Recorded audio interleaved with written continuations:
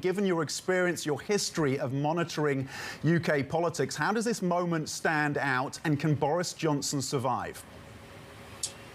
Well, it certainly stands out as one of the more dramatic moments. Prime ministers have lost chancellors before now.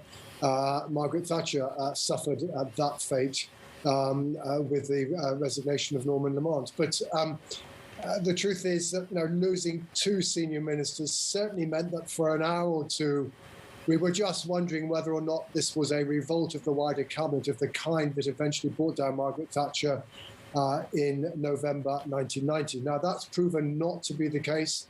I think the fact that the Prime Minister has been able to put new people in place into the two vacant positions, including, crucially, Nadhim Zahawi as the new UK Chancellor of the Exchequer, means that at least for the next few hours he is safe. But probably what you do now have to watch is what's going on inside the Conservative Parliamentary Party.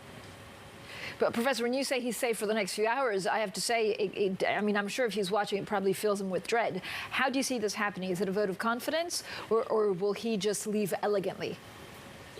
No, he's not going to leave elegantly. That much is clear. I mean, the line out of 10 Downing Street this morning is that he wants to carry on, wants to try and help the country get out of the difficulties in, etc., etc. This is always the line that he's pursued at this point in the various dramas of his premiership.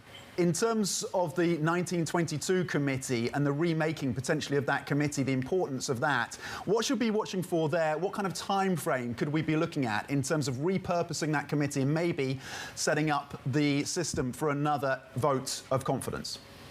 Well, over the course of the next 10 days, Tory backbenchers are due to elect a new set of officers for the executive committee of that body. And it's the officers of that body who have the power potentially to change the rules on votes of no confidence. At the moment, the rule is that having had one, you can't have another one for another year. But that's a rule that could be changed. So what we now have to look out for is whether or not Tory MPs decide to vote for those MPs, those of their colleagues who are committed to potentially changing the rules.